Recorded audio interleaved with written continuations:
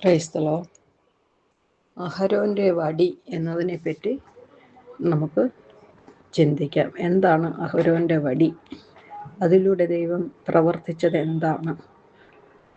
അഹരോൻ്റെ വടി എന്ന് വിളിക്കപ്പെടുന്നത് മോശയുടെ കയ്യിൽ ഉണ്ടായിരുന്നതും ദൈവത്തിൻ്റെ ശക്തിയും മഹത്വവും ഇസ്രയേൽ മക്കൾക്കും ഫറവോനും അത്ഭുതങ്ങളിലൂടെ വെളിപ്പെടുത്തേണ്ടതിനായി സർവശക്തനായ ദൈവം ഉപയോഗിച്ചതുമായ വടിയായിരുന്നു. തനിക്ക് യഹോവ പ്രത്യക്ഷനായില്ല എന്ന് പറഞ്ഞ് ഇസ്രയേൽ മക്കൾ തന്നെ വിശ്വസിക്കാതിരിക്കുമെന്ന് മോശ ദൈവത്തോട് പറഞ്ഞപ്പോൾ മോശയുടെ കയ്യിലുണ്ടായിരുന്ന വടി നിലത്തിടുവാൻ ദൈവം കൽപ്പിച്ചു. അവൻ വടി നിലത്തിട്ടപ്പോൾ അത് ഒരു പാമ്പായി തീർന്നു. അത് കണ്ട് ഓടിപ്പോയ മോശയോട് അതിൻ്റെ വാലിൽ പിടിക്കുവാൻ ദൈവം കൽപ്പിച്ചു.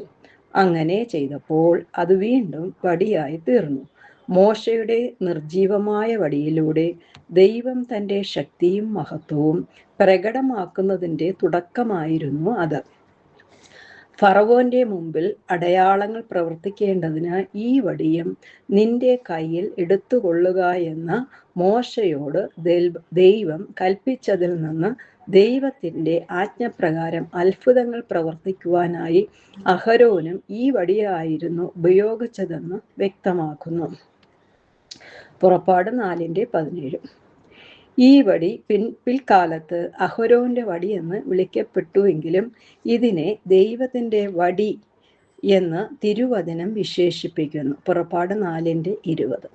ഫറവോന്റെ മുമ്പിൽ വെച്ച് ദൈവീക ശക്തിയാൽ പാമ്പായി തീർന്ന ഈ വടി ഉപയോഗിച്ച് ദൈവം മിസ്രയീമിലെ സകല ജലാശയങ്ങളും രക്തമാക്കി തീർക്കുകയും മിസ്രയീമിൽ മുഴുവനും തവളകളെ കൊണ്ട് നിറയ്ക്കുകയും നിലത്തിലെ പൊടിയിൽ നിന്നും പേനുകളെ ഉണ്ടാക്കുകയും ചെയ്തു.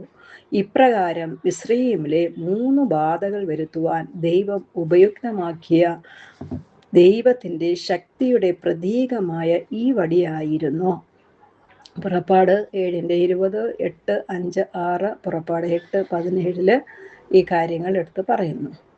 ആർത്തിരമ്പുന്ന ചെങ്കടലിനെ വിഭാഗിക്കുവാനും വീണ്ടും പൂർവ്വസ്ഥിതിയിലാക്കുവാനും ദൈവം ഈ വടി തന്നെ ഉപയോഗിച്ചത്. മോശയുടെയും അഹരോന്റെയും നേതൃത്വത്തിനെതിരായി ഇസ്രയേൽ മക്കൾ പിറുപിറുത്തതിനെ തുടർന്ന് യഹോവയുടെ കൽപ്പന പ്രകാരം സമാഗമന കൂടാരത്തിൽ ഓരോ ഗോത്ര തലവന്റെയും പേരെഴുതിയ വടി വെച്ചു.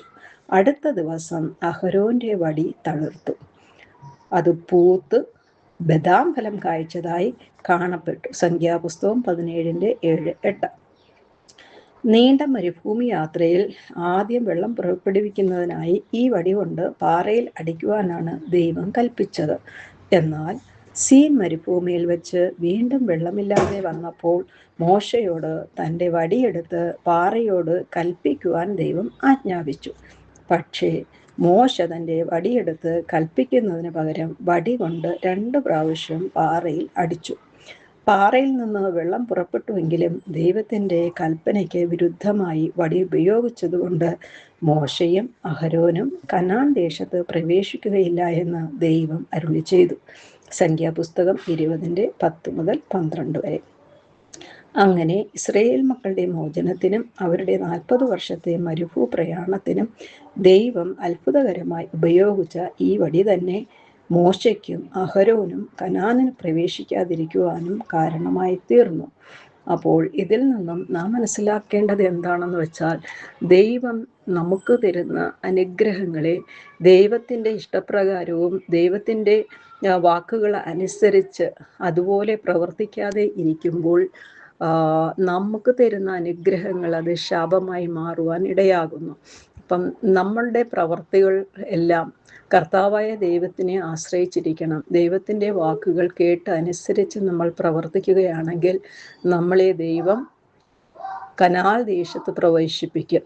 മരണത്തിന് ശേഷവും സ്വർഗത്തിൽ കടന്നു ചെല്ലാനും ദൈവത്തിൻ്റെ അടുത്തിരുന്ന് ദൈവത്തിനെ ആരാധിക്കുന്നതിനും ദൈവം നമ്മളെ പ്രാപ്തിയുള്ളവരാക്കും. അപ്പം കർത്താവായ ദൈവത്തിനെ അനുസരിക്കുക, കീഴ്പ്പെടുക, ദൈവത്തിൻ്റെ വാക്കുകൾ കേട്ട് അതിൽ പ്രകാരം പ്രവർത്തിക്കുക. അതാണ് ഇതിൽ നിന്ന് നമുക്ക് പഠിക്കുവാൻ സാധിക്കുന്നത്. Praise the Lord. ആമേൻ.